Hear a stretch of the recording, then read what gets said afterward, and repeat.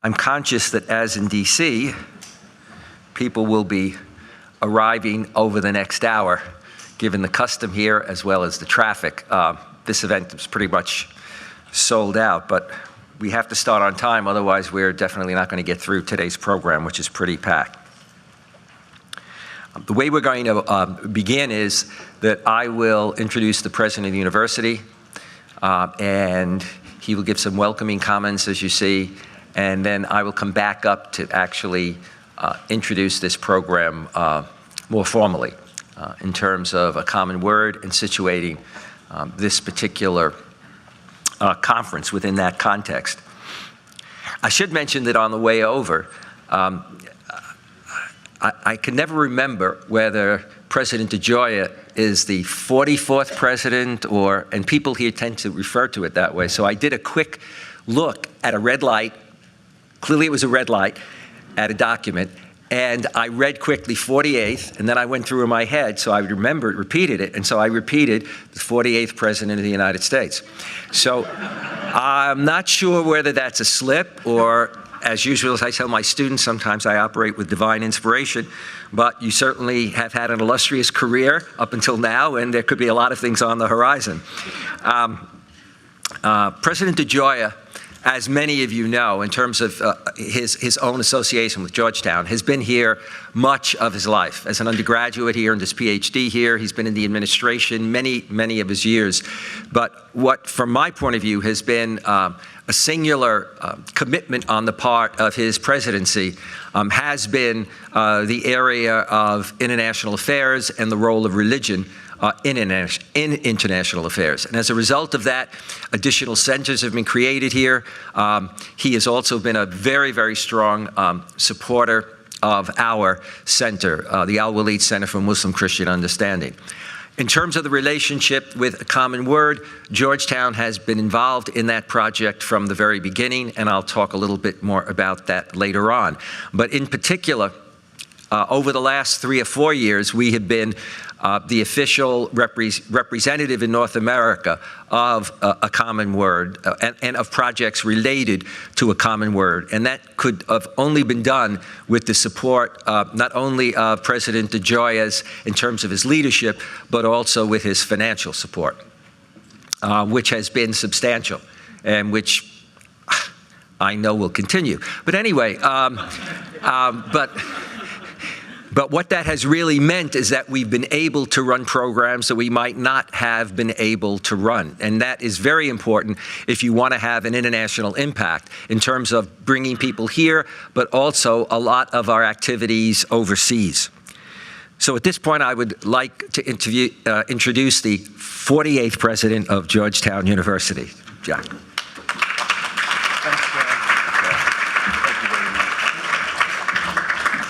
Thank you very much, John. There's just a coincidence that the microphone went dead at the moment you said the funding would continue. Thank you very much for those kind words and for all of your work to bring us together today for this very important dialogue. I want to thank you for your leadership, both within our university and beyond.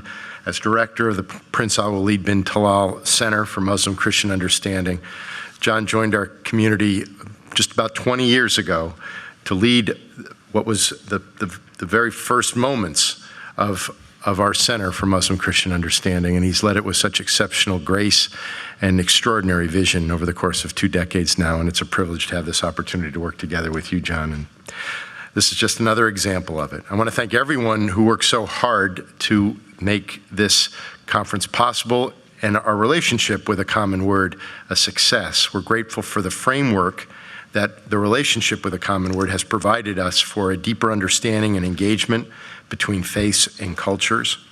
And I want to thank all of the panelists and speakers, our scholars, religious leaders, political figures from around the world for coming to Georgetown today. And I want to thank each of you for being with us to explore the boundaries of religious pluralism and freedom and the questions, challenges, and opportunities such inquiry presents. I know that many of you had planned on attending this conference in the fall when Superstorm Sandy closed area airports and forced this gathering to be postponed. So we appreciate your continued commitment to A Common Word as demonstrated by your presence here today. And the topic which we gather together to explore in the context of our faith traditions is a pressing issue for our global family, for those of us living here in the United States, as well as for our sisters and brothers in the Muslim world and in faith communities around our globe. This is a topic that has been at the forefront of our national discourse as we confront tensions within our own democracy, tensions between rights and protections, laws and freedoms. It has also animated our global community as we have engaged with these challenges, the questions, the opportunities that are presented by events, including the Arab Spring. And we're privileged to have this opportunity today to play a role in convening such an important dialogue.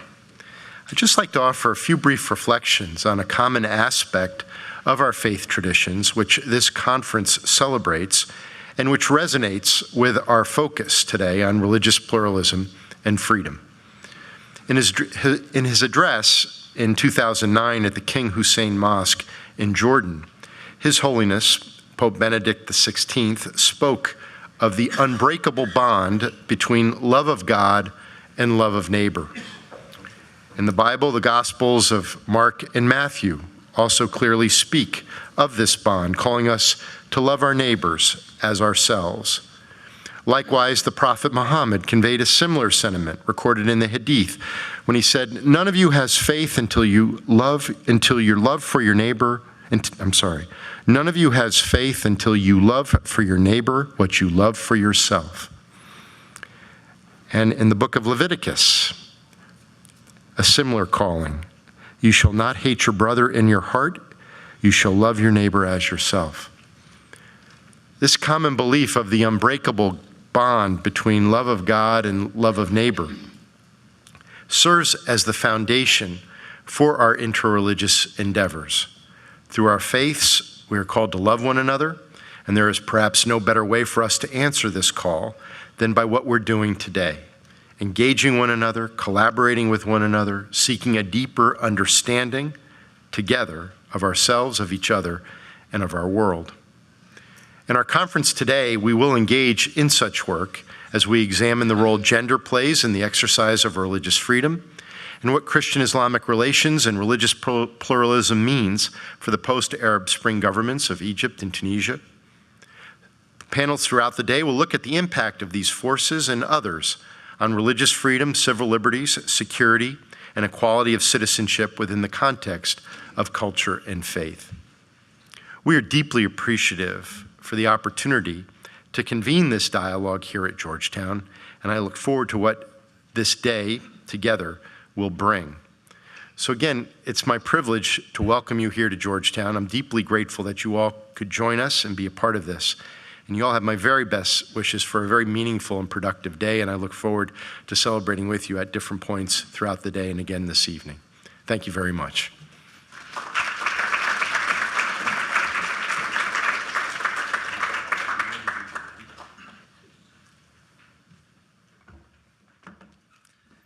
Well, that's it. I can just throw this away now. Thank you very much for that introduction. And I think that very much sets up our program. I'm just going to give you just very brief comments about the history of the initiative of A Common Word. In October 2007, in a groundbreaking display of international solidarity and also the ability of, I would argue, global communications, you had 138 of the world's senior Muslim scholars and leaders from across the planet, quite literally, who signed on to a document. Now, this was one of the first of two major documents. They came out within about a 5-year period. The first was the Amman Message, which took on frontally divisions among Muslims and also questions with regard to radicalism and attempted to delegitimate radicals, and then came a common word.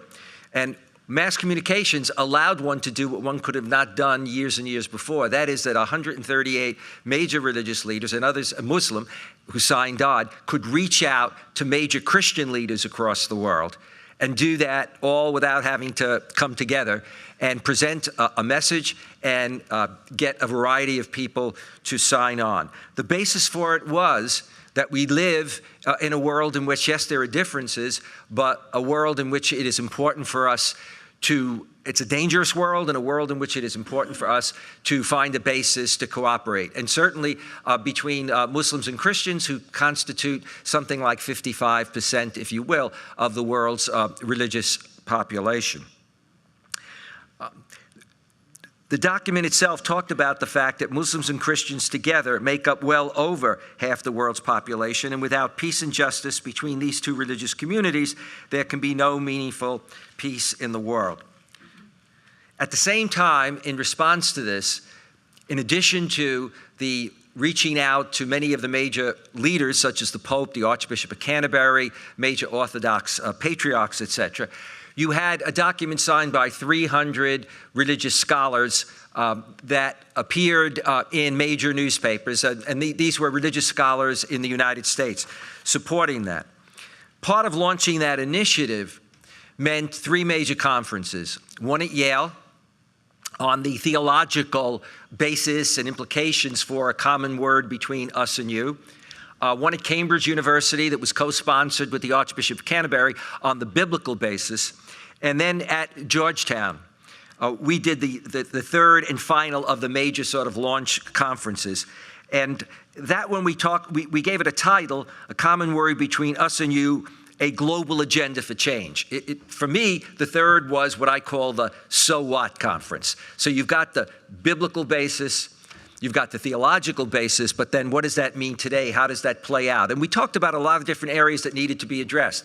And of course, ironically, these many years later, those areas are still very hot areas in terms of relations between, if you will, the West and the Muslim world, in terms of issues of religious pluralism, in terms of the role of religion and its impact with regard to religious pluralism in the world, in terms of gender relations, in terms of issues of freedom of speech and freedom of religion. I won't summarize, as President DeGioia did, and as you have in your booklet, the various themes that we're going to explore today, because they have been summarized by the President. So I think right now it's good to get on with the program, and I would call on the chair and the participants in the first panel to please come to the stage. Thank you.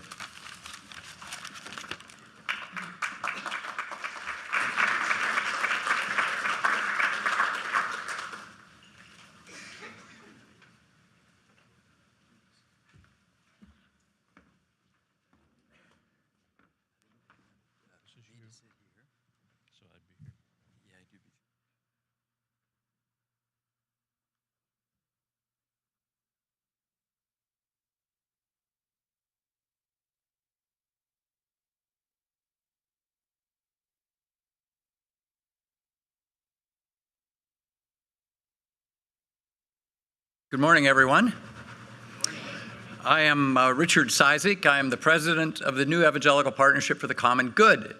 And I am so grateful to my friend, John Esposito, for the opportunity to moderate this panel and for the invitation to be part of what I hope will be at least an extremely intellectually challenging but also inspiring day. I thought I would challenge everyone, especially my panelists, with just the following. It goes like this. Human creativity, we know, is not ex nihilo, but rather it comes from a discovery of a connection between things, according to sociologists and neurologists and others. They say that it comes about by combining truths that are unrelated previously, but it comes about as well when there are analogies that are created between truths that we didn't know before, so that there's a release of a new truth that cracks old forms. And as you know from some of my experience as an evangelical, I believe in cracking old forms. Hence, I am the leader of a movement called New Evangelicals. But I have a challenge for our audience and for my panelists. It's called, I want you to be creative. Now, Arthur Kiesler says that there are 3 responses that come from an audience when they hear creativity. One of those responses is, he says, the artistic response. And the artistic response he says, is this. It's when you look at a beautiful painting. David Apollo recently at the National Arts Museum here in Washington. David Apollo. You look at it and you go, that is the artistic response. And it's typified, he said, by looking at, from the Song of Solomon, the Shulamite woman's neck as a tower of ivory. There is also, he says, the scientific discovery that's aha. Can you imagine the scientific discovery that goes aha? And William Hawley saw it in the heart of a fish in terms of a mechanical pump. Aha. Then lastly, there is, the cartoonist who has a cosmic inventiveness. And that is the response of, ha-ha! And of course, one I'm inclined to, it's when the cartoonist describes a nose as a cucumber. You're supposed to laugh. I would like to challenge my participants to be creative. And I would also like to discover at the end of the day, what is the religious reaction? If one is aha, one is ha-ha, and one is ah. What is the religious and the political response to breaking old forms and new truths? So that's my challenge to the speakers and to the audience. I hope we have fun today. I will introduce all three speakers in order as follows. David Law is a professor of law and professor of political science at Washington University in St. Louis, and a visiting professor at Georgetown University's Law School. And David, we're letting you go first because we know you have a class to teach. So we hold that not against you. And then secondly, Tom Farr is a visiting associate professor at Georgetown University's School of Foreign Service, well known in this town and the director of the Religious Freedom Project at the Berkeley Center. So Tom will go second, and Fried Isaac is a professor in studies of Islam at the University of Johannesburg, as well as the head of its Department of Religious Studies. So gentlemen, you each get 15 minutes. I have actually been told I have a stopwatch. So I'm going to give you notice, but I'm sure you will all keep good time. And so welcome, David, and please, if you would all, please give him a hand.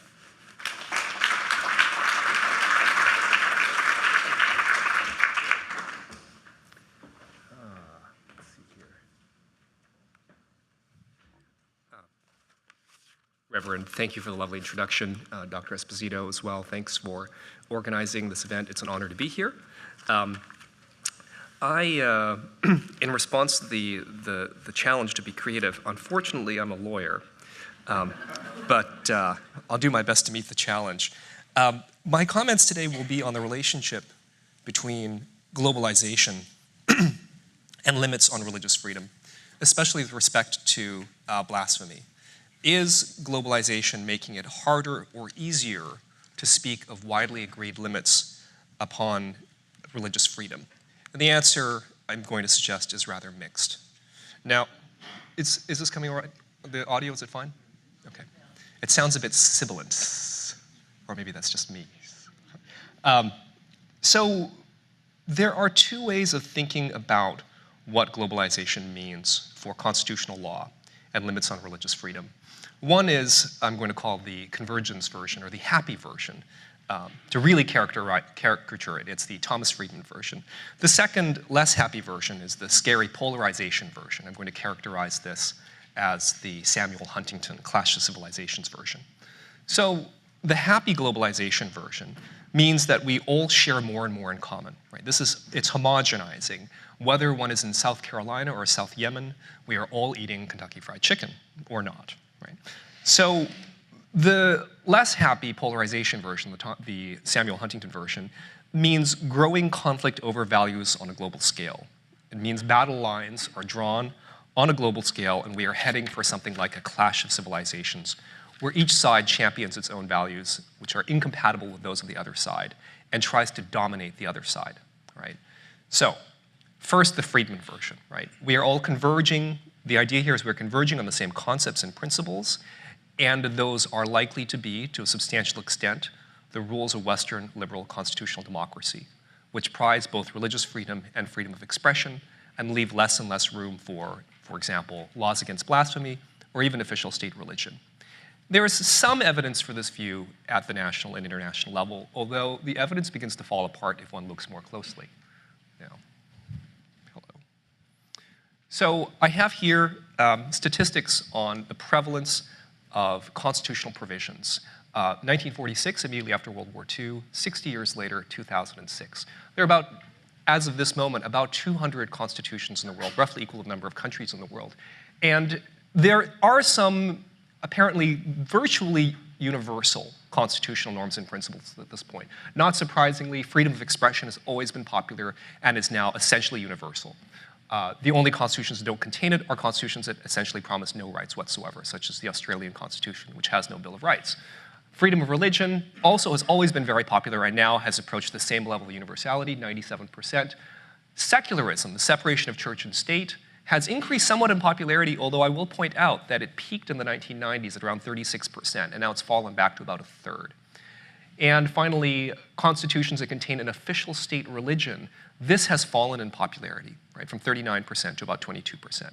So if we just look at these numbers, it suggests a trend toward, and we just look at how constitutions are written, right? A superficial indicator, but still the suggestion is that we're seeing movement in the direction of secularism, freedom of expression, freedom of religion, right? So all of this suggests increasing intolerance for laws forbidding blasphemy. A similar story occurs if we look, at least superficially, at international legal standards. This is a language from a United Nations Human Rights Committee comment, which specifically forbids blasphemy laws except to the extent that it is necessary to ban speech that incites religious hatred leading to violence. So formally speaking, under these norms of public international law, laws against blasphemy are impermissible except under the narrowest of circumstances. All right, now, here's the other version of globalization and how it impacts religious freedom and blasphemy, right? This is the Huntington version or the polarization version. On this view, the globalization of constitutional law is occurring. We agree on that much. But globalization doesn't mean we all end up converging on the same approach or the same understanding. Globalization is not simply a vehicle for convergence and homogenization. It also makes possible polarization on a global scale. Globalization doesn't mean that we all start doing everything the same way. It can instead accelerate and escalate conflict. We can end up in a world where conflict over constitutional law becomes globalized, most noticeably at the intersection of speech and religion. Now, in a world where countries are hermetically sealed off from each other, each country has internal disagreements over how to reconcile freedom of expression with religious and moral sensibilities, and those resolutions occur within the country, probably by a constitutional court, and that's the resolution, right? We're done. Globalization, on the other hand, constitutional conflict in an age of globalization means that both speech itself and conflict over freedom of speech, conflict over freedom of religion, become global in character. Now that anyone with an internet connection can upload a video with the Prophet Muhammad to YouTube, disagreements over how to balance freedom of speech and religious sensibilities can no longer be purely domestic on this view. The result isn't that we all end up with the same balancing of freedom of expression and freedom of religion. The result is instead that the battleground is global instead of just national. I cited the most recent example of this, the Muhammad YouTube video, not the first incident. Many of us may remember the 2006 Danish publication of caricatures of, again, the Prophet Muhammad. Riots in Karachi and Khartoum over religious caricatures published in Copenhagen prompted people in France to express dismay over the fact that the British and the Americans had failed to take a principled stand. The British and American response was wishy-washy in the view of the French and some other Europeans, consisting mainly of British Foreign Secretary Jack Straw criticizing the cartoons as insensitive, and the second President Bush calling on everyone to be respectful. And there was the sense in continental Europe that Western countries committed to freedom of religion and freedom of expression would have to stand together in defense of those values or else fall like dominoes. The thinking was that if we let ourselves be bullied into silence, if we don't draw the line now, it will become even harder to defend freedom of expression in the future. That was 7 years ago. And now instead of chastising a Danish newspaper, it became necessary to apologize for what some guy in California with a YouTube account did. And one has to wonder whether the Europeans are not thinking to themselves, we told you so. You know. This conflict is occurring because even though it is the lawyer's habit, the constitutional lawyer's habit, to talk about human rights as if they are universal, not every country and every constitution adopts these supposedly universal values. Constitutional systems are not all based on universal claims about the rights of man. That is not the sole basis of legitimacy today. Instead, constitutions and systems of government can also derive legitimacy from tradition, history, morality, and religion, not simply or exclusively the universalistic language of human rights. So, how to reconcile these two accounts? On the one hand, contrary to the Friedman convergence version of globalization, there are too many robust exceptions to convergence for us to accept the story that they're all converging. We are all converging on a certain set of norms. On the other hand, contrary to the Huntington polarization account, when it comes to the acceptance of limits on religious freedom and freedom of expression, the pattern is not clearly one of West versus other. Polarization does not necessarily mean East versus West or Judeo-Christian versus Islamic. There can be strange bedfellows and divisions within these camps. For example, if one looks at the French Constitution with its militant secularism has more in common with the Turkish Constitution than with those of certain other member states of the European Union. Now, I'm going to show you a constitution, the contents of which may not be surprising, terribly. This is the Constitution of Saudi Arabia, selected provisions, and it is quite explicitly Islamic. Right? Government in Saudi Arabia derives power from the Holy Quran and the Prophet's tradition. The state protects Islam, it implements its Sharia, and orders people to do right and shun evil. It fulfills the duty regarding God's call. If you look at this bottom constitutional provision on freedom of expression, it doesn't so much guarantee freedom of expression as it does obligate the media to use courteous language. Right? Not a strong stance in favor of freedom of expression. Now, the contrast here, if one buys the polarization account, would be some Western constitution. So by all means, let's look at a Western constitution. In fact, let's do better than that. Let's look at a European constitution. Here's the Constitution of Ireland. Wow. So that's not an especially secular constitution. In the name of the most holy Trinity, from whom is all authority, and to whom, as our final end, all actions, both of men and states, must be referred. We, the people of Ireland, humbly acknowledge all our obligations to our divine Lord Jesus Christ. And goes on like this. State acknowledges the homage of public worship is due to Almighty God. So they're not losing to the Saudis when it comes to explicit religious commitment here. And I want to draw your attention to the very last sentence here. The publication or utterance of blasphemous matter is an offense which shall be punishable in accordance of law. The Irish Constitution prohibits blasphemy. Okay, so if that's the case, it becomes difficult to speak of a Western, much less European norm with respect to the laws against blasphemy. One cannot simply write out the Irish from the European legal order, much less the Western legal tradition. And it isn't just the Irish who aren't quite living up to the UN standard on blasphemy and religious freedom. It's Europe as a whole. Now, every country in Europe at present is a signatory to the European Convention on Human Rights, which, not surprisingly, guarantees both freedom of expression and freedom of religion. And the convention is enforced by the European Convention on Human Rights, which has been very tolerant of limits on freedom of expression in the name of morality and respect for religion. In fact, it has taken the position that freedom of religion not only requires states not to repress religion, but may even require states to affirmatively protect religions from harsh attack, for example, by banning films that are deemed blasphemous. One of the best-known examples here is a 1996 British case, Wingrove v. United Kingdom, concerning the film Visions of Ecstasy, a film loosely based on the life and writings of St. Teresa of Avila, 16th century nun. This is not my area of expertise. Among other things, the film depicted St. Teresa in the erotic embrace of another woman, interlaced with images of her, and I quote, moving in emotion reflecting intense erotic arousal beside the crucified body of Christ. The British Board of Film Classification denied a classification certificate on the grounds that the film's mixing of sexual and religious imagery constituted blasphemy. Wingrove argued before the European Court of Human Rights that blasphemy laws were incompatible with the European idea of freedom of expression. Wingrove lost. The European Court cited expressly the lack of agreement between European states as to whether blasphemy laws are necessary in a democratic society. and went on to say that, as with obscenity, there was no uniform European conception of what was required for the protection of the rights of others against attacks on their religious convictions.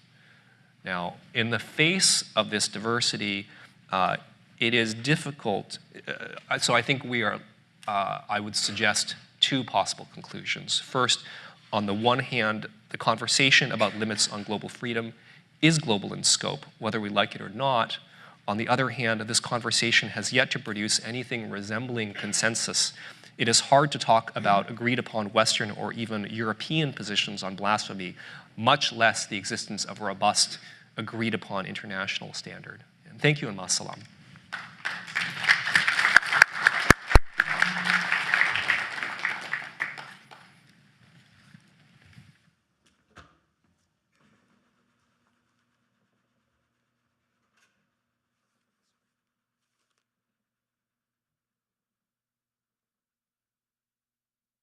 Well, thank you, Rich. Thank you to John Esposito, the Common Word, and all who have put this important conference together. I'm honored to be here, honored to be invited to speak, particularly on a panel that deals with what I consider to be one of the most important issues of our day, and to just repeat the instructions that we have been given for the panel, which is entitled, "Are There Limits to Religious Freedom That Religions Agree On?"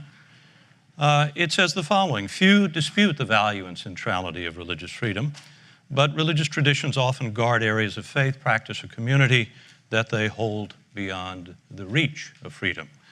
If religious traditions agree on the importance of religious freedom, can they agree to limitations on blasphemy, building churches, and missionary work? So I'd like to engage these issues, and we'll get as far as we can within 15 minutes.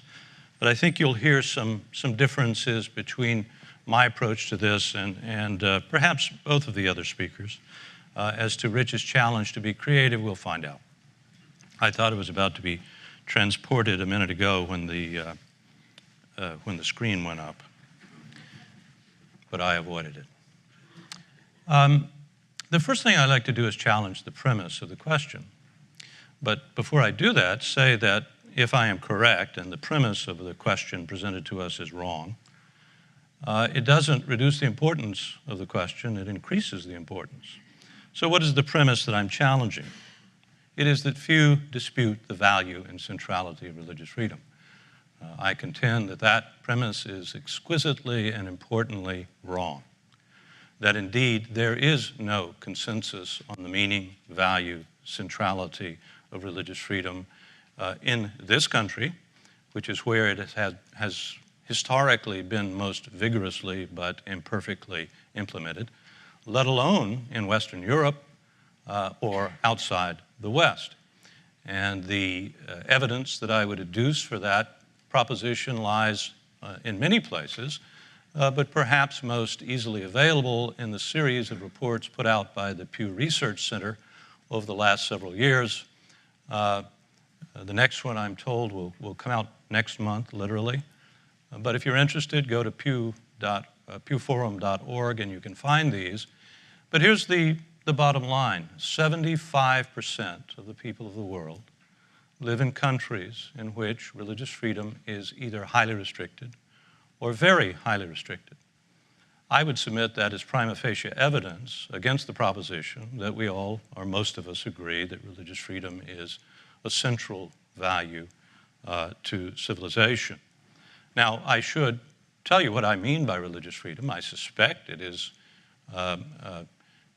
if not completely accepted, this definition I will give you, at least one we can talk about, and that is religious freedom is the right to believe or not, and the right to act on the basis of belief, to enter and exit religious communities, and to act on the basis of religious belief in civil society and in political society within broad limits that are equally applied to all within a society. I think that is a fairly functional, perhaps somewhat controversial in the political adjective that I used, definition of religious freedom. We can talk about that if you'd like, but if you accept that proposition, that that's what religious freedom means, in its private and interior as well as its public aspects, I think it's very difficult to argue that we all agree on it.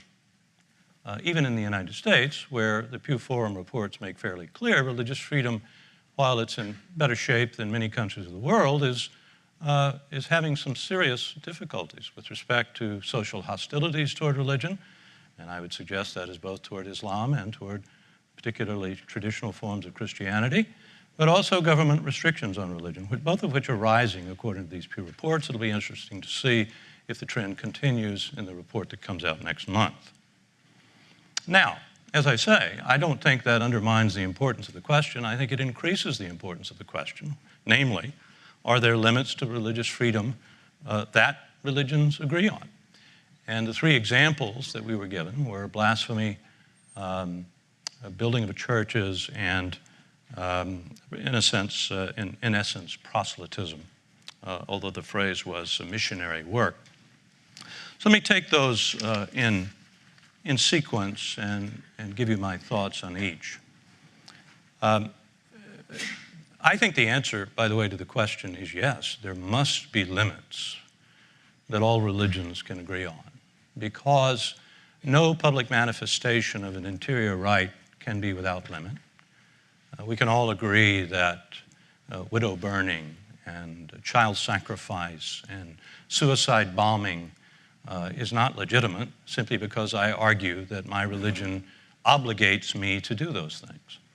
So there is a standard being applied here, which I think virtually all religions at some level can agree on.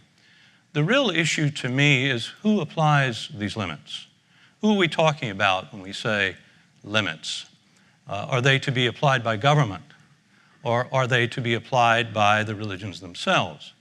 In most of these cases, but not all, as you will see, I believe that such limits as must be applied, as are important to be applied, must not be applied by government, because it is the nature of law, of civil and criminal law, to distort the importance of religious freedom. And therefore, we are really talking about, in many cases, if you like, an internal discipline on the part of religious groups. So let me be a little bit more specific, talk about blasphemy. I don't like blasphemy. I happen to be a Roman Catholic. I think blasphemy exists. I would throw into this sort of bag of issues things like defamation of religions and apostasy. I think all of these things exist. They're quite serious to the Roman Catholic Church.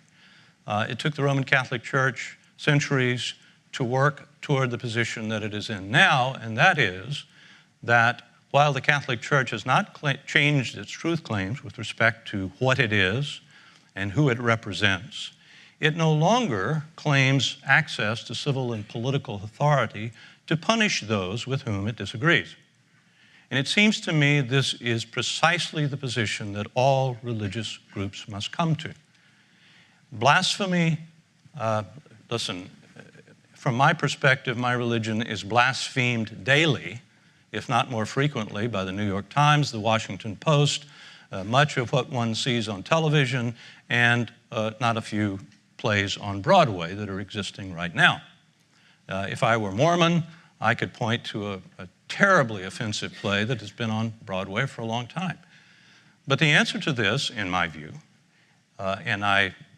this is not my instinct, but it is my observation about history and about the way the world works, is that for governments to restrict this kind of almost, I would call it obscene, not in a legal sense, but in a religious sense, behavior, to restrict those who would mock my most sacred beliefs, and as I say, this happens daily, and it makes me angry. I am not making light of it.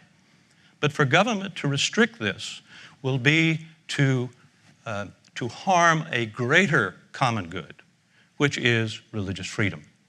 And I believe that this problem exists in spades in the Muslim majority world, even though, as we saw from Professor Law, most of the constitutions of the world guarantee religious freedom. I would evoke the phrase of James Madison to suggest that they're mere parchment barriers. The fact that the government of China guarantees religious freedom in its constitution means precisely nothing. And I would suggest that this is true in many of the constitutions of the Muslim majority world, because even though there are not anti-blasphemy laws or constitutional principles in many of these countries, there are in some, such as Pakistan, In fact, there is a broad view among Muslims in the Muslim majority world that if you defame Islam, if you insult my religion, then you deserve a violent response.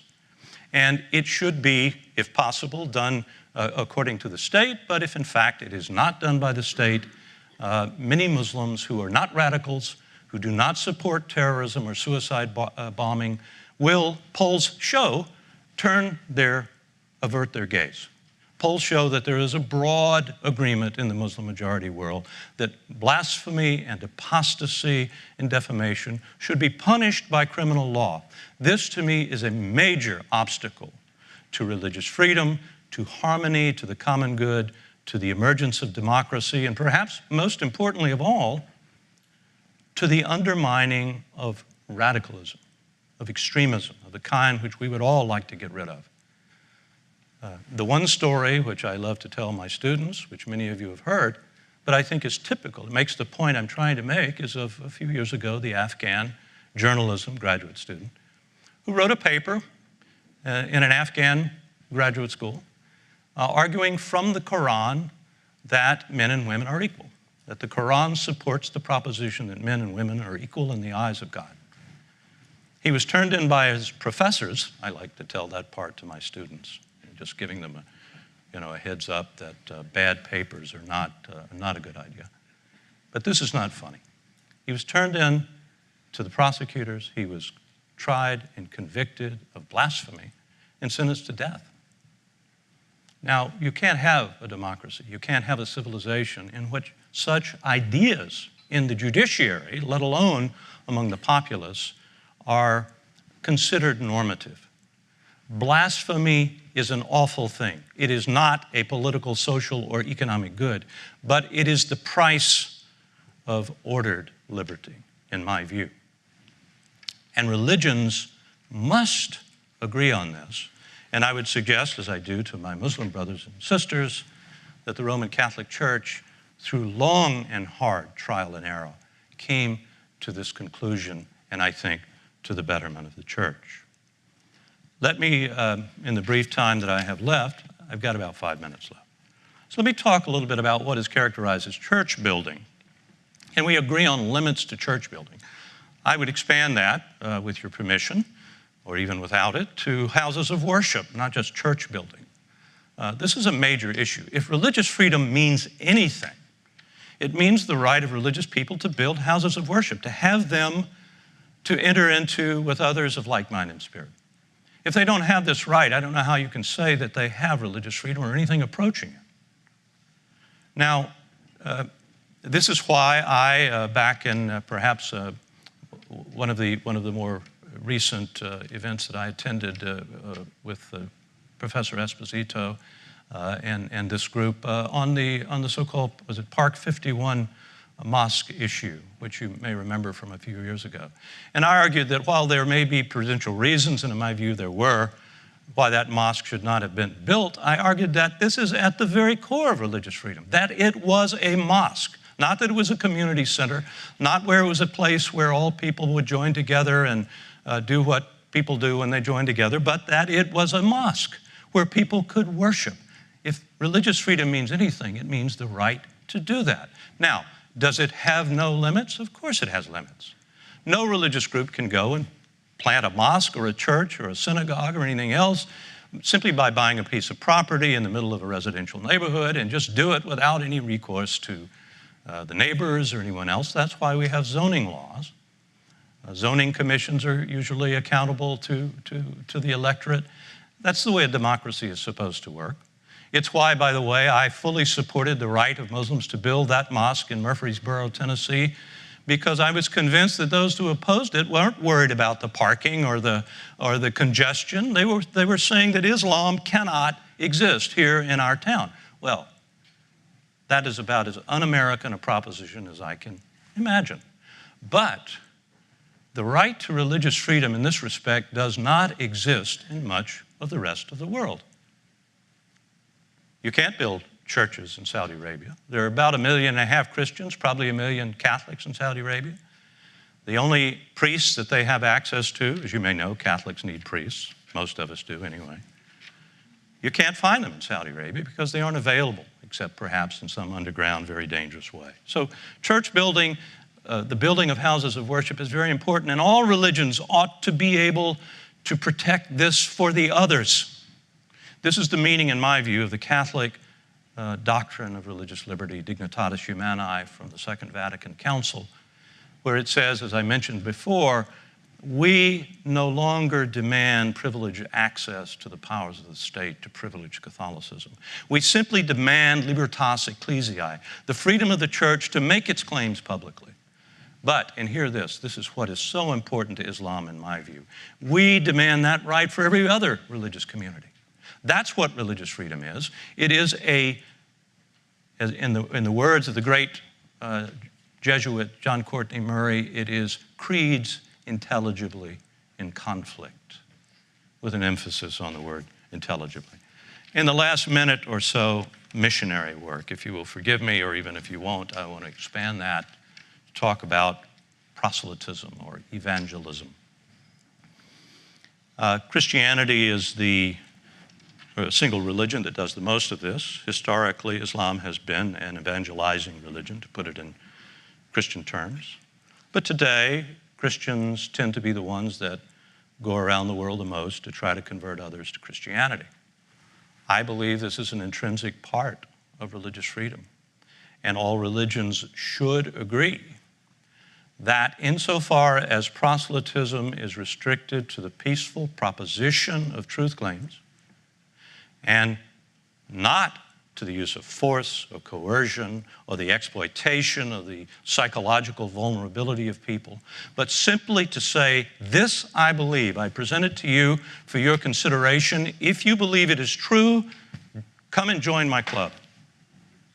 I think not only is this necessary for religious freedom, but I would cite to you studies, happy to respond to emails on this if you don't believe me, which make it very clear that in countries where this kind of proselytism is wide open, where it is permitted, those countries tend to be far more successful, particularly as democracies.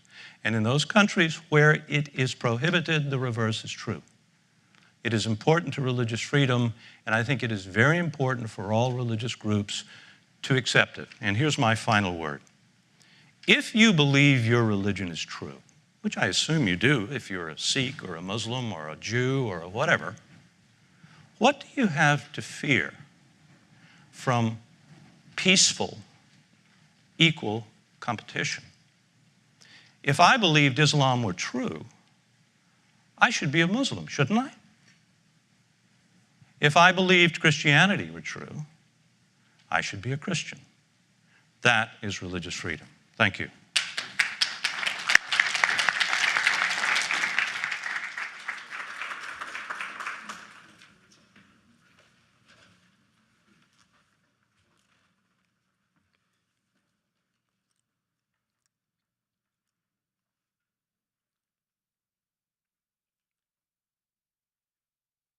Bismillah ar-Rahman ar-Rahim. In the name of God, the gracious, the dispenser of grace.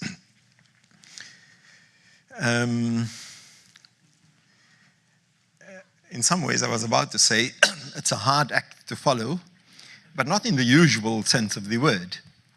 The problem is that if we were seated in a slightly more conference-y style, and if the session were to take place a little bit, not exactly the opening session, then it is far easier for one to launch a full-scale rebuttal. But there is a certain kind of an opening session, the way we are seated, a bit of a decorum and so on. So one has to be particularly measured in how you offer a rebuttal. And then, of course, I'm not a respondent.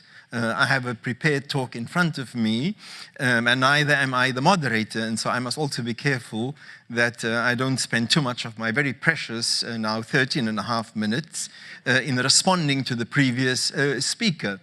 I do want to say upfront, though, that I thought that much of the content of what you were saying, Professor Farr, I would really have chosen, and I do still choose to, as a Muslim, to speak about the limitations that there is in my tradition in responding to the question, rather than focusing nearly entirely on the limitations that there is to another community's response to this particular question. So that in some ways frames the broad parameters of my own talk.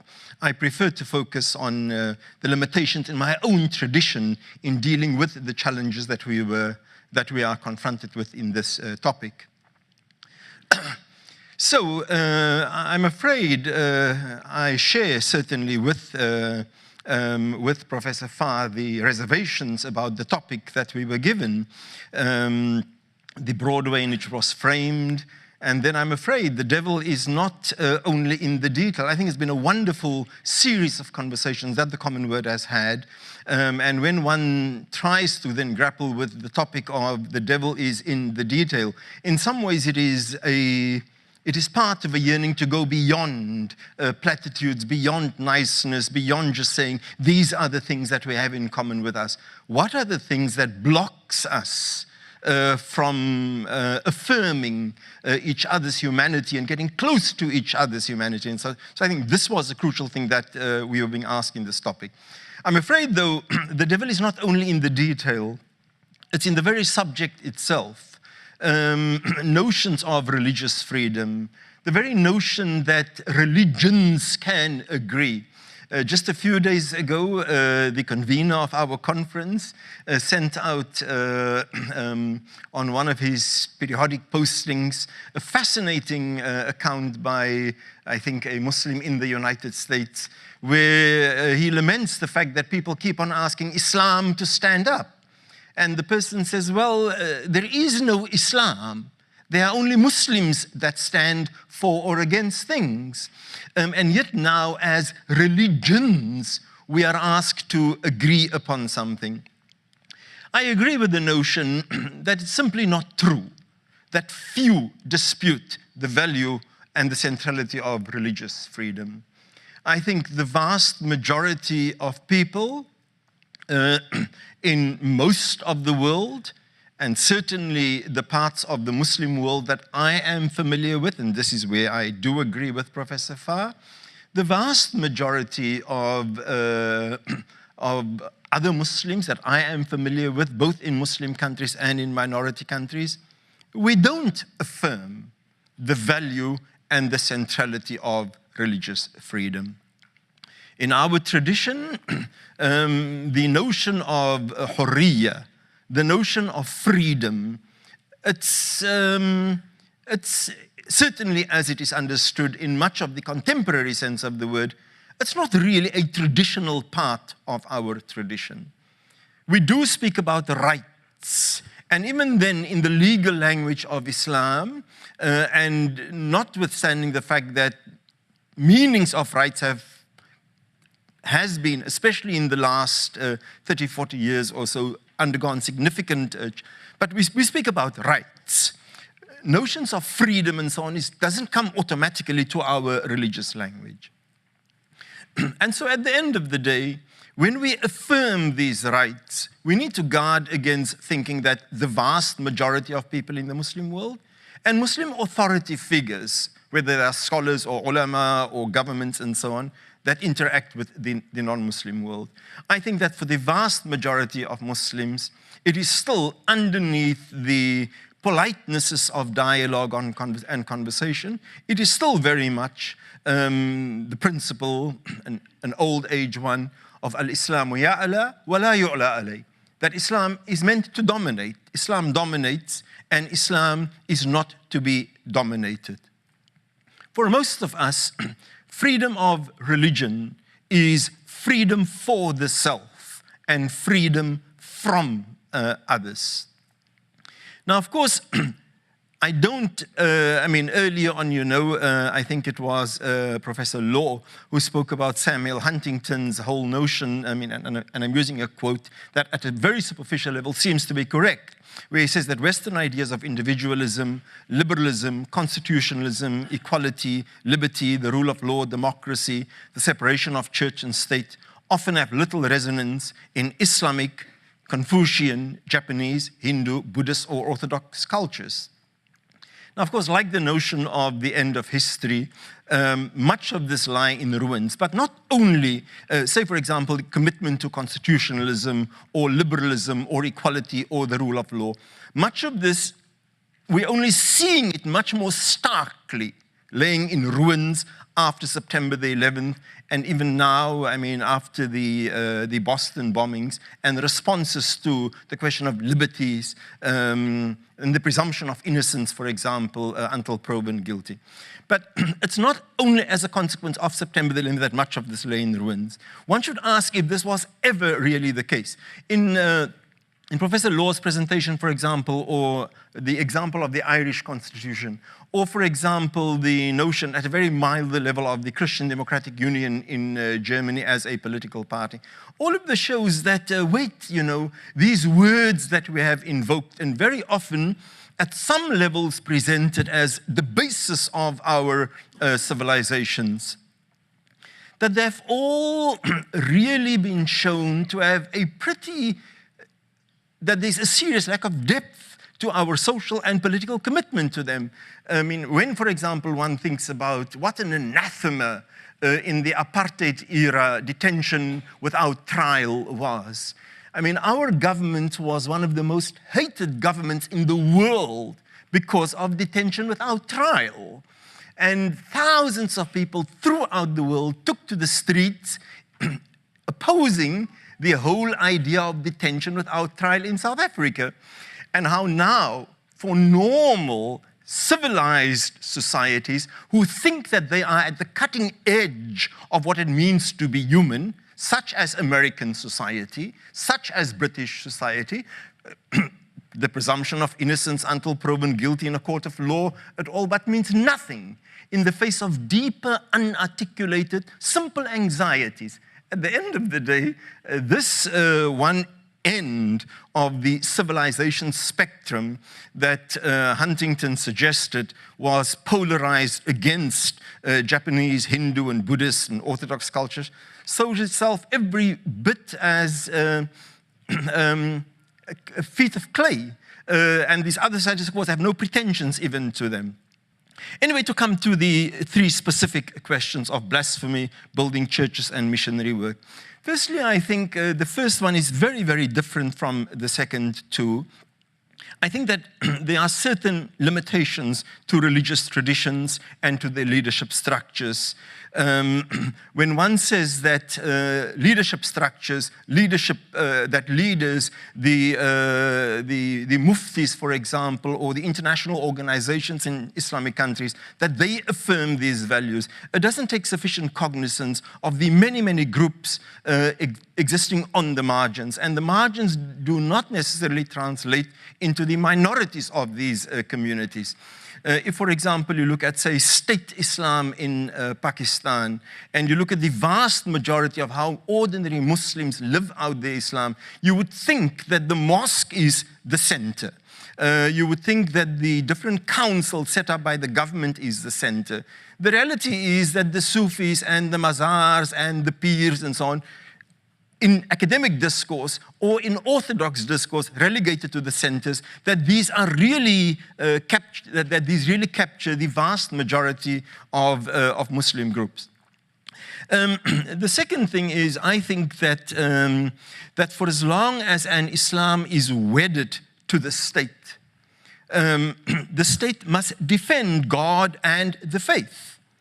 And so the whole notion of an orthodox Islam, a state Islam, or an Islam that must be defended by the state, such a state necessarily has to defend God. Unless, of course, the state or the parties representing this particular religion, unless they reduce to a very vague notion of an Islamic state, such as, for example, the Christian Democratic Union in Germany. Relating to the question of building churches and missionary work, of far bigger interest for me is not so much the building of churches or missionary work, but the larger ideological project wherein these are located. It's not simply a question of affirming your religion or one religious value or the other, or one truth versus another truth. And it's not also a question of just saying that that colonialism has walked into the two-third world on the back of missionary activities. That is tautological. All of us, well, I mean, there were a number of things that were said early on, kind of the assumption, and I often thought, oh gosh, behind this assumption means that all of us are Americans. I'm not one. So I don't want to make the same error and say that all of us know about the colonial, the dispossession history of the two-third world and how this rode in on the back of missionary activity. Missionary activity is not entirely innocuous, but neither do I want to suggest that Islamic da'wah activity has been entirely innocuous. Much of Islamic da'wah in the world today is also tied to ideological projects. The projects, for example, that is supported by whether it is Iran or Saudi Arabia, or until the death of the Gaddafi regime, the Libyan Islamic Call Society, all of those da'wah projects were also connected to ideological projects. If I may conclude 2 or 3 minutes more, the one is that I want to problematize. I think that, firstly, I think that we need to think of proselytizing, of missionary work, the problem of affirming the right of people to be who they want to be, to believe what they want to be, and the ever-changing nature of this. If somebody wants to be a Muslim the one day, and be a non-Muslim the next day, and a Muslim the next day, and a non-Muslim the next day, all of us are continuously changing beings. We simply have to respect the right of people to be who they are, even in their ever-changing definitions of who they are. And this may be in conflict with the idea of religion as a reified sociological entity, and in conflict then with the idea of people as ever-changing beings. Finally, I want to say my response as a Muslim to some of these challenges lies in what I find a foundational text. Now, generally believers would say the Quran or the Bible. The truth is that there are some parts of our tradition that we feel much more comfortable with, that we embrace much more warmly, and there are other parts of our tradition that we either walk away from, feel awkward about, or prefer to remain silent about. And so, having said this, there is a text that I privilege in my own approach to this particular question, and indeed to much of my life as an academic and as an activist. It's a verse from the Quran, which I find very inspiring and in some ways also problematic. يا أيها الذين آمنوا كونوا قوامين بالقسط شهداء لله ولو على أنفسكم إن يكن غنيا أو فقيرا والله أولى بهما. O you have attained unto faith, rise as a witness bearer for God in justice. As a witness bearer for God. So God, the transcendent, is privileged. A faith community is in privilege. You don't rise for your community. You rise as a witness bearer for God on the question of justice, but for God. وَلَوْ عَلَىٰ أَنفُسِكُمْ. Though this may be against yourself, against your own kith and kin, against your own interest. And here I would say that as a Muslim, I need to rise as a witness bearer for God in the question of justice, though this may be against other Muslims. Though I may be seeing the imperialist and the colonialist agenda behind the church building projects inside the Muslim world, I still have to rise as a witness bearer for those faithful who want to plant their temples inside Muslim territories. And then the awkward one, whether you rise as a witness bearer for God with the rich or with the poor, and God is a better guardian of them. Quite frankly, personally, I would not be well disposed to rise as a witness bearer for justice for those who are pretty well entrenched financially, and in terms of power in the world. And yet, this is exactly what this text is calling upon me to do. Thank you very much.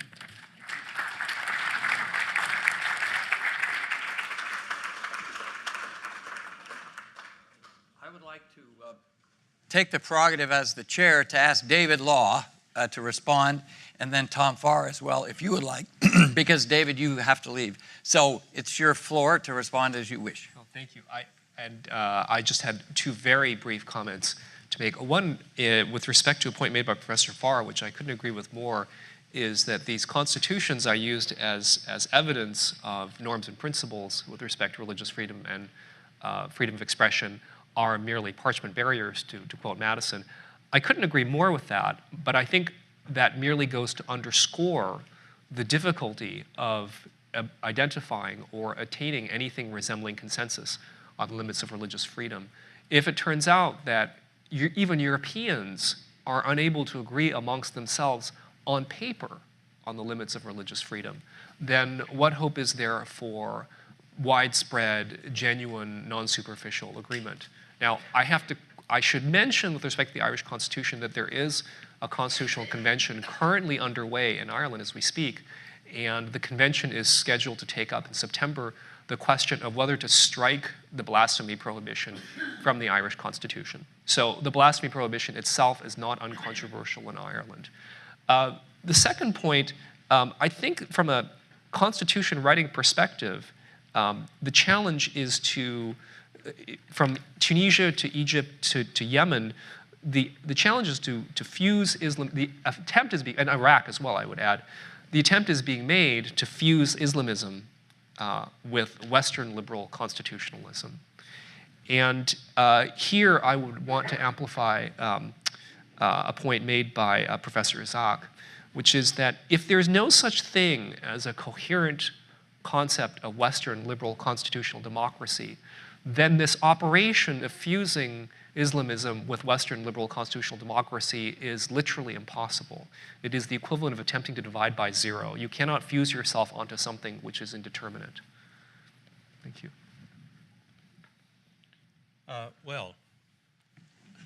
Let me try to respond to Professor Law and to Professor Isaac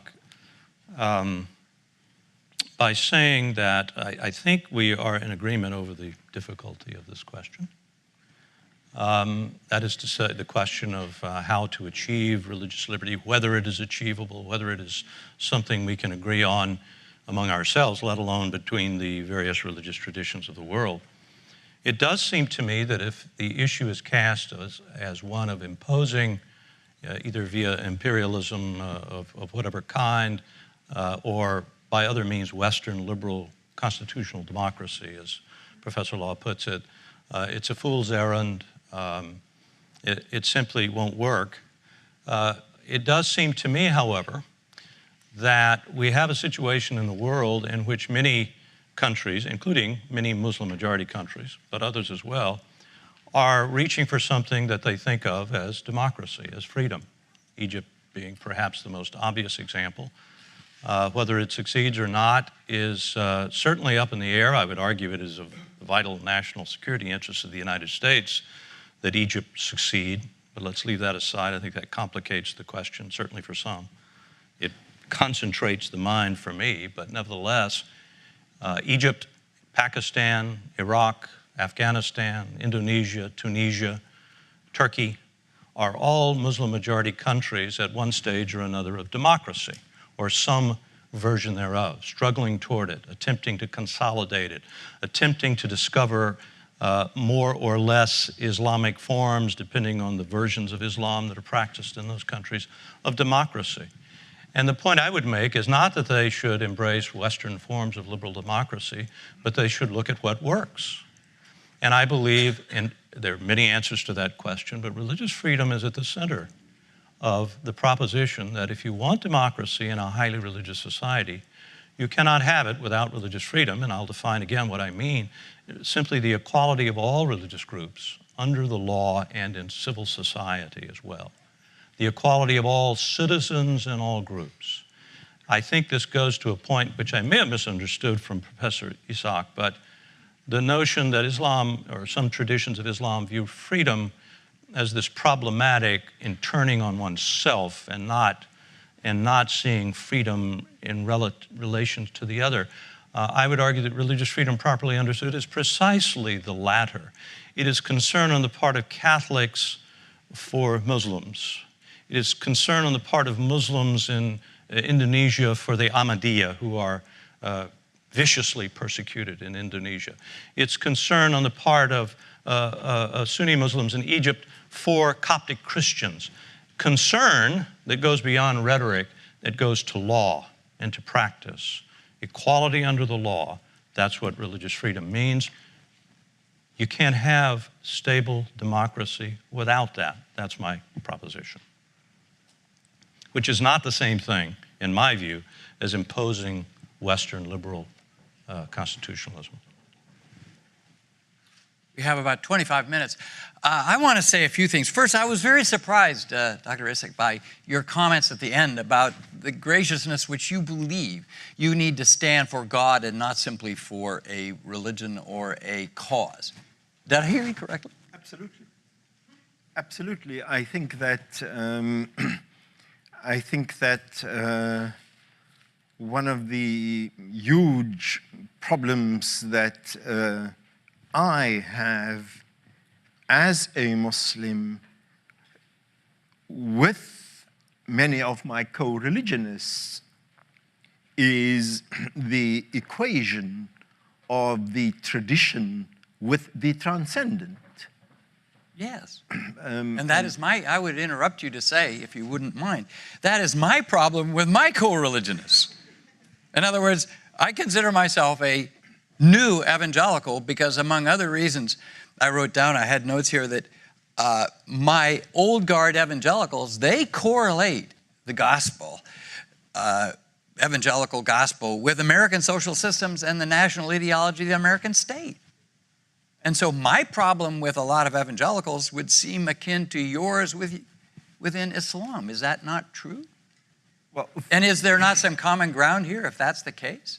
Oh, absolutely. I think the conflation between, on the one hand, the ideas of freedom, the ideas of liberty, the ideas of equality, the conflation between that and this country, the United States, that is a kind of shirk. It's a heresy. The conflation and bad between theology. And bad theology, and the conflation between God, who is Akbar, the eternally transcendent in Islam, the eternally inescapably unpindownable. God is the eternally transcendent, not the greatest, greater than. So here you have the eternally greater than equated with a reified, a theologized, a bookified, a sociologized religious community. This is a heresy. And so I find the heresy of how the good word or the gospel being equated to a particular community, I find this as big a heresy as I have with my own tradition. I'm afraid, though, that a lot of evangelical missionaries don't see it that way. I see my friend Chris Seipel, and yesterday some of us met with the anniversary of the Faith and International Review publication. And in that, just a few years ago, there was a survey of American missionaries. And what they found, these were missionaries predominantly from the Pacific Northwest, but nonetheless, what was found that it was a rare exception if there was a missionary, a single couple, who believed that they were members of a transnational kingdom of God that worshiped not the nativist God of America, but the universal God of the Bible. So this is changing, though. I would suggest that new evangelicals, and a lot of evangelicals even in the older categories, we're all getting older, would suggest that, hey, we have made mistakes and we have to change. I would like to ask Tom this question. I was one of those who had proposed with a Jewish friend of mine back during the Clinton administration. I idea of a statement of conscience on worldwide religious persecution. And it eventuated in the passage a couple of years later with a signing ceremony at the White House of the IRFA bill, the International Religious Freedom Act. And I would like to know, in retrospect, Tom, since you have served at the State Department and you have insights that I don't have, what do you say about that? Because I happen to think that there's a lot of common ground both about a vision for the future, but there must be about a strategy as well. And a vision, I say, without a strategy is an hallucination. And so the question then for a lot of those in my community, the evangelical, is what is the right strategy? And do you use the power of the state, in this case, to defend religious freedom? And what has come of it, good and bad? Well, that's a big question. Let me simply say, we've had 15 years since the passage of the IRFA in 1998, so we've got a lot of water under the dam, so to speak. We've had a report just recently by the GAO, which concludes that the State Department's doing pretty well. I don't agree with that. I think we've had some big problems, and I think we've not been effective. And my evidence is the same evidence I mentioned in my remarks, that religious freedom seems to be getting worse in the world rather than better. And I think the strategy is deficient. I think there are a lot of problems in the way that the United States has gone about promoting religious freedom, and some of it is reflected in the conversation here. Thank you, Professor Law, for coming. We'll say adieu. But to get to the point that we have been discussing, I think the United States has failed, in my view, to succeed in some part. Well, let me say two things. One, because I think we, as Americans, have lost the centrality and the value of religious freedom. I don't think we understand what it means. It's very hard to sell anything if you don't understand what it is and you don't believe in it, point one. Point two, I believe that to the extent that we have allowed ourselves to be seen as advancing religious freedom, we are seen by Muslims and others as advancing a kind of culturalist imperialism, as something that is manipulative, is trying to move Islam out of politics and society, sort of the French model, if you will. I believe it was Professor Law that mentioned France and the convergence between the French and I think the Turkish view of privatizing religion. Ironically, I think we have been perceived as doing that. So what do? In my view, we have to understand what people want. This is why I refer to democracy in Egypt and these other Muslim-majority countries. They're having trouble achieving democracy, but they know they want it, or they say they want it. They don't want the pharaoh. They don't want the tyranny that they have experienced throughout their lives. We can help them not by wagging our fingers and imposing Western constitutionalism, but by convincing them that they have to get this religion-state issue right if they're going to succeed. So I hope that answers your question, Rich. It does, in part. Well, have you got another hour here? And I'll Dr. Isaac. No, I didn't have anything in particular to say to Professor Farr's point. But one of the things that struck me about our conversation and the presentations is that the framework seems to be a United States and Islam, United States and the Muslim world, and the Muslim world is largely seen as the Arab world with an occasional reference, say, to Indonesia or to Pakistan. I don't know, I'd like to suggest that perhaps there's something more to the world, you know, than the United States and the Arab world. I mean, just because your current dramas center around this particular part of the world, there's more to the world than this. I come from a country that is, I think, a wonderful crime-ridden democracy. But certainly the rule of law, all of The audience, these... by the way, you should explain, Oh. listening by television.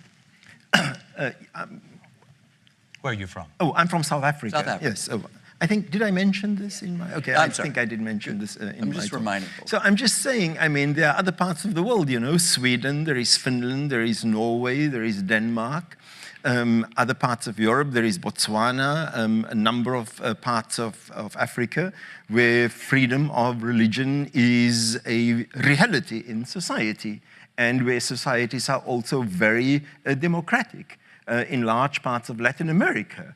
And so the binaries aren't simply this end of and I can understand, well, I mean, your own, well, not obsession, but the whole idea that there is publicly the idea that this country is the axis around which the earth rotates. And I can understand that many of you are citizens in this country, and therefore you internalize the issues around you and so on. When 2 or 3 or 4 or 6 or 7 people get killed in Boston, that is a big thing. But the reality is this, that in another part of the world, 14, 15, 30 people get killed every day by your stuff, by your drones and so on. And that's not, so I can understand that kind of thing, but as an outsider, I also feel that I should be pointing out the limitations of a conversation that focuses entirely on this country and its issues with parts of the Arab world or parts of the Muslim world. And again, a point that I made inside my things, the one is what we see, the drama that we see around us, and the reality of Islam being lived out outside the headlines. If you look at the Sufis and the shrines and ordinary Muslims in ordinary Muslim society, it's very, very different from the drama. And so part of our struggle, I think, is to go beyond how do we fix the problems emerging from these binaries. There are large swaths of ordinary believers, both in the Muslim world and in the non-Muslim world, that simply fall below our radar because they're not a part of the dramas wherein we are currently involved. If I could just respond very briefly. Professor Isaac is putting me in the unusual position of defending American foreign policy. But let me just say, as I've said earlier, part of our foreign policy is to help those Muslim countries that are striving for democracy to succeed. Surely, if we can help them do this, we are helping the great majority, the publics of these countries. The fact that we do it because it's in our interest to do it, I think this is the way the world works. Countries have interests, including your own. So to the extent that our foreign policy does this, and part of my complaint is that we don't do it well, I think we should be applauded for it rather than criticized for it. We'd like your perspective, and thus you see the mics, and I'll be glad to entertain questions from the audience. And please identify yourself, if you would, sir. I'll recognize you first. Mohammed Fadl. I am a professor of law at the University of Toronto and actually be moderating the next panel. But this is a question for Professor Farr. It's an unusual, I guess, question because I don't want to challenge sort of the normative ideal of religious freedom as such, but get you to address why is it so difficult to actually implement? Because if everything you said about it was true, you know, it would be sort of really foolish for states not to adopt it. It would be sort of like walking past a pot of gold and not picking it up. So I might suggest that there might be some very good reasons why states in the Islamic world or the developing world more generally might have some difficulties, not just with religious freedom, but with other kinds of freedoms. And that's because they are very weak states. Religious freedom emerged from Europe, as far as I can tell, to solve a very concrete problem, namely religious civil wars, right? And so religious freedom served a national integrative function. And you already had an emerging set of institutions that could replace religious styles of governance. But in many areas of the world, the states are extremely weak. And there is no alternative, practical alternative, institutional alternatives to governance besides communal institutions, oftentimes, or at least in the Islamic world, maybe based on religion, right? And so it's very hard, I think, for somebody who is from a Muslim majority society in which they can't look to the state to provide them much of anything, to then understand what's this thing about religious freedom. We shouldn't forget that the United States was formed by religious schismatics, right? The English settlers who came here were primarily religious schismatics, whereas we're talking about countries with historically established majority religions. And I think the problem of religious freedom there is going to be very, very different than it is from the American experience. Sure. I really don't disagree with much of what you say. Certainly, weak states are a major problem. My argument is that if they're going to become strong states, certainly strong states, if they're going to become stable democracies, they've got to grapple with this successfully. And my complaint is with my own government, my own foreign policy establishment, and not working with some of these issues. In some cases, the very absence of a strong central government is an advantage for religious freedom. If you can get religious communities to accept the proposition of equality within civil society and equality under law, even in the absence of a strong central government, I think you've taken a step forward. We don't think like that. We don't think we, the American foreign policy establishment, don't think this is important enough to go through that thought process and develop a policy that would be responsive to each of these countries in their own strategic situations. I would simply say, though, that, and you implied this in your question, the United States is very different in its development of religious freedom than all of Europe.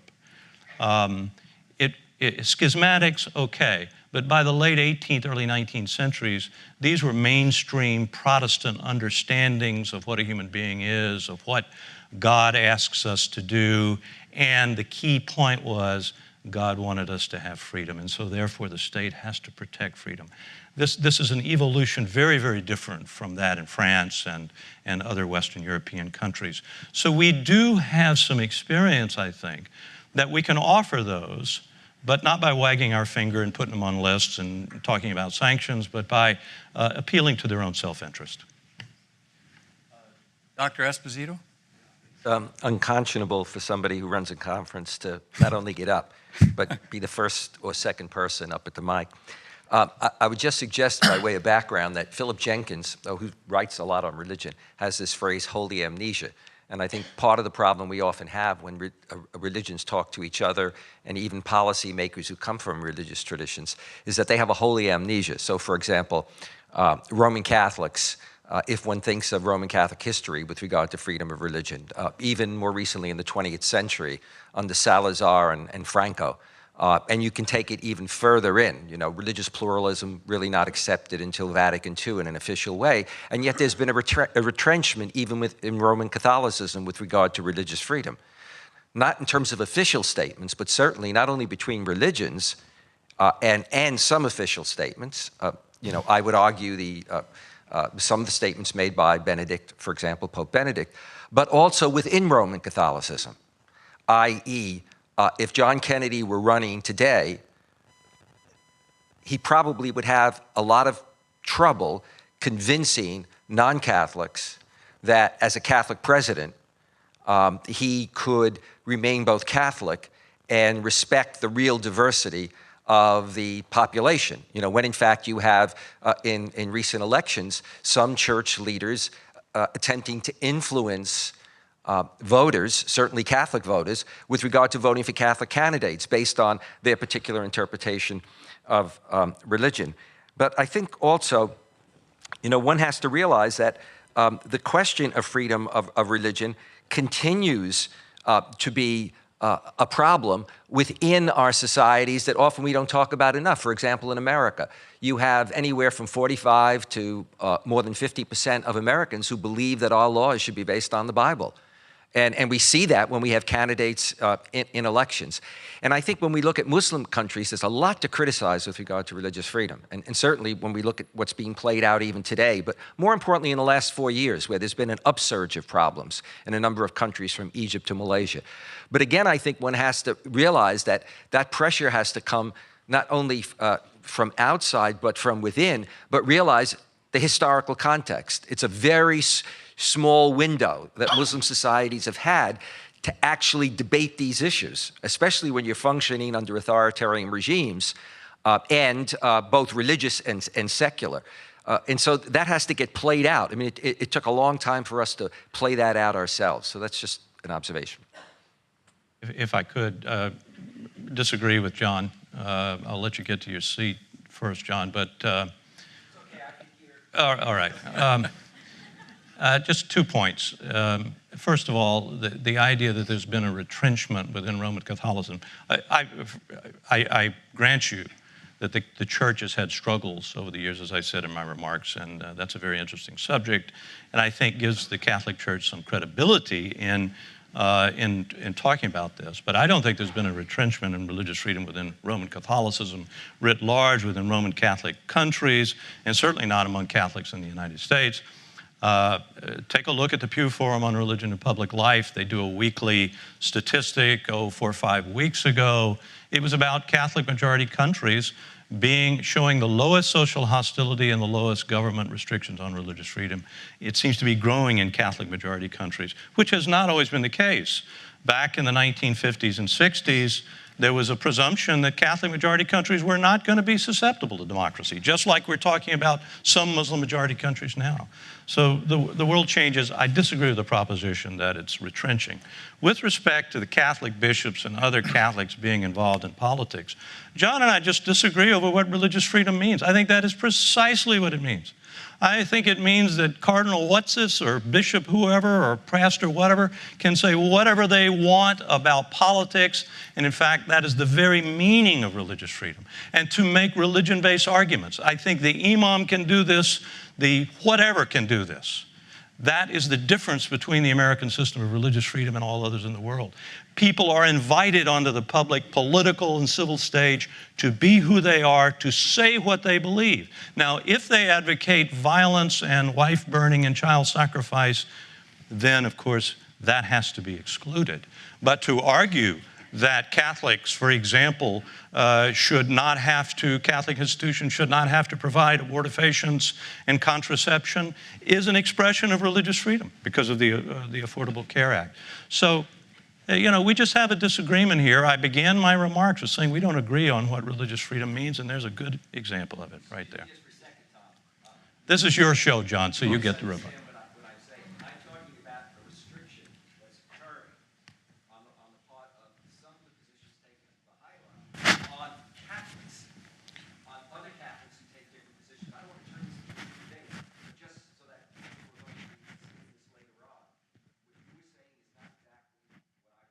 Okay. All right, but let me just respond that surely the Catholic Church has the right to discipline its own members. Surely the Catholic Church has the right to say, this is what we believe. If you don't believe this, I mean, you can say you're an orange monkey. It doesn't make you an orange monkey just because you assert it. So the Catholic Church says, this we believe. If Catholics say we don't believe that, they're free within civil society to do it. But I would say it's a poor bunch of bishops who don't call publicly those Catholics out. Otherwise, what's the value of having a church in the first place? And that's what religious freedom protects. We'll go to our audience. Speaking for the audience, I'm John Borelli from Georgetown University. And this first part of the question is for Tom Farr, but the question expands for Fareed Ishaq also. I think the constitutional protection of religious freedom in the United States was also subject to the same judgment of Madison for well over 100 years.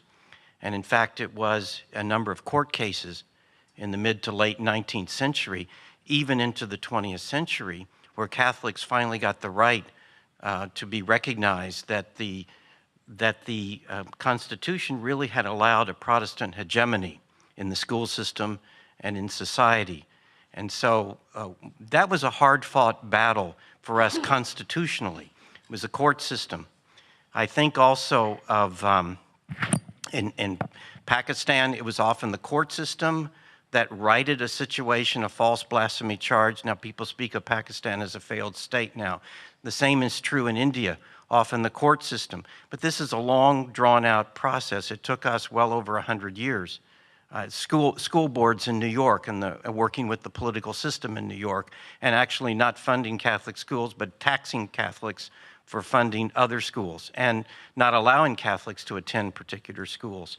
So be that as it may, then we did struggle with this as a church. So We struggled with this as a church with Dignitatis Humanae at Second Vatican Council, where one of the co-drafters of that text himself had been told he couldn't write or publish because he was violating the teaching of the church that error had no rights. And so we did, and in fact, Spain, the bishops from Spain, Franco Spain, and other places were arguing against the text, and it was a hard-fought battle and lived out. Now, given the amount of time all of that took, why is it not the case that government should work this out on how much restriction of religious freedom has? Why should it, instead of, it's a great idea that religions impose their own limits, and in case of, for example, is John Courtney Murray, who convinced Cardinal Cushing to pull out of the debate for stopping birth control, prohibiting birth control in the state of Massachusetts, because he said religions should not legislate morality for the majority. And that was his argument. So why is it then that it just doesn't play out? We give it more time for governments to play out in the time that it takes, but looking back on a telescope time, why is this not happening in other parts of the world when in fact democracies are just getting themselves right, as in South Africa and other places? Thank you. Just hold your answer, and we'll take the gentleman's question who was over here and make that, I'm sorry, the last, because we're supposed to end at 10:45. Is that fair? You did. Okay, we'll take both. Thank you. I'm Jay Kansar. I'm with the Hindu American Foundation, an advocacy organization for Hindu Americans.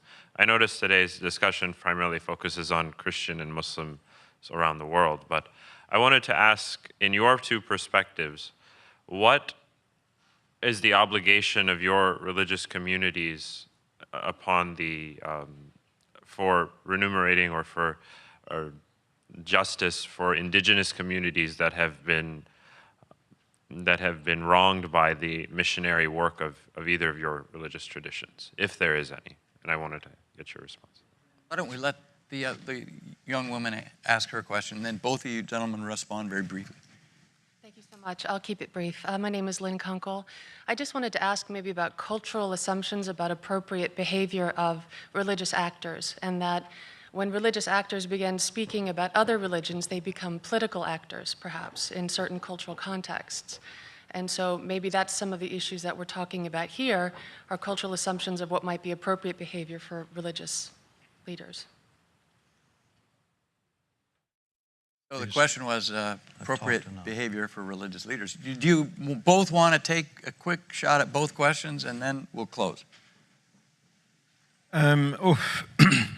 The one was a very, very difficult question.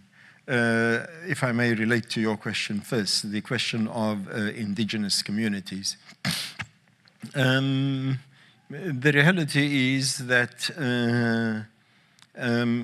for want of a better word, I'm not always in search for better words, but yeah, for want of a better word, Islam is a triumphalist religion. That we do demarcate the coming of Islam into the Arabian Peninsula as in Islam, the truth has come, the light has come, and the period before that as Jahiliyyah.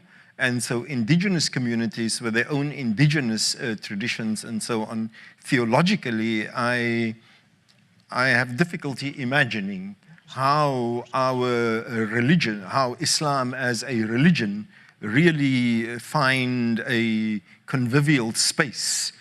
Forget about valuing indigenous communities and their own traditions and so on, partly because of the clear dichotomizing that there is between, between truth and falsehood. That you may say that's just ideological, but the Quran is a very specific, وَقُلْ جَاءَ الْحَقَّ وَذَاقَ الْبَاطِلِ, and say the truth has come and falsehood has perished. It's in the nature of falsehood to perish.